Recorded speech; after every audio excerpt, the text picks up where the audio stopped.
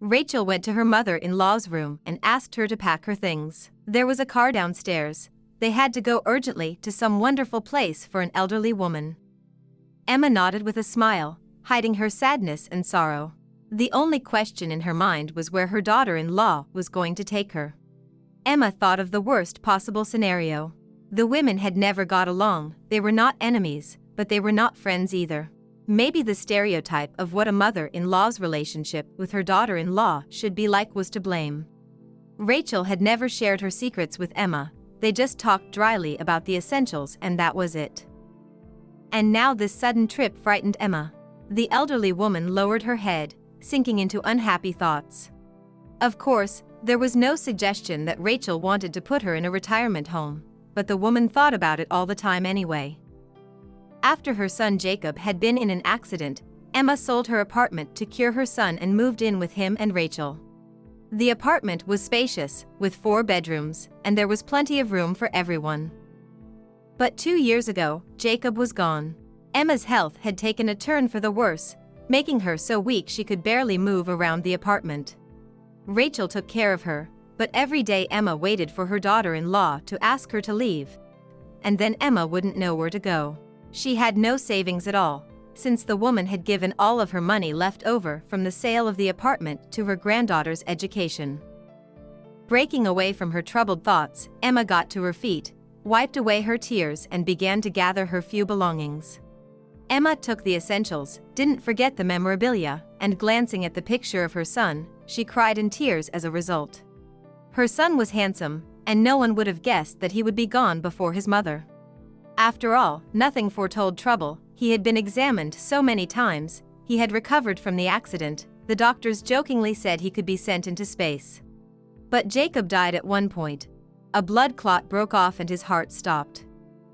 Emma wiped the tears from her cheeks, picked up her suitcase, and walked into the living room. Rachel sat at the window and looked out the window with a blank stare. She probably wasn't having an easy time with this decision either, but who could blame her? After all, she didn't have to take care of the mother of a husband who was no longer alive.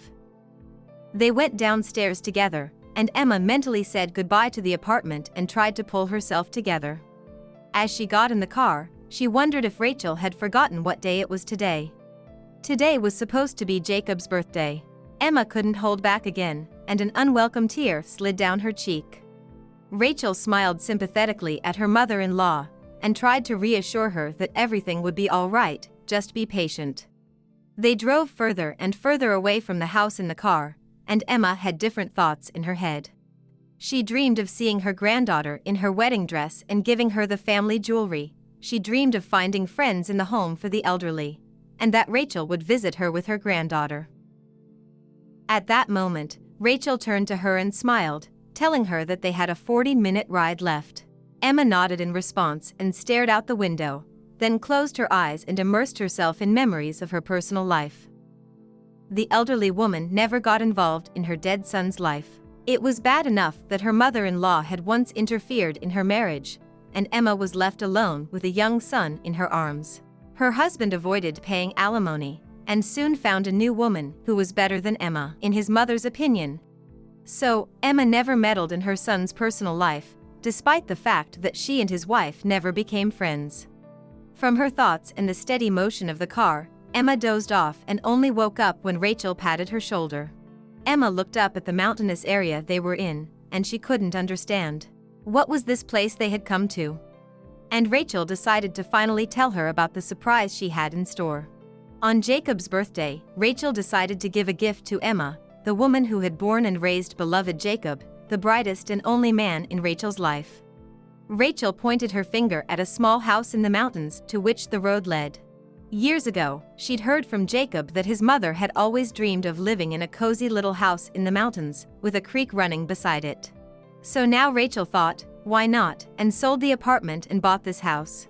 There was enough room for 2 of them, and her daughter was growing up, and it was more important for her to be in the city, among other young and ambitious people. Emma looked at the house, but she couldn't see it well because tears filled her eyes.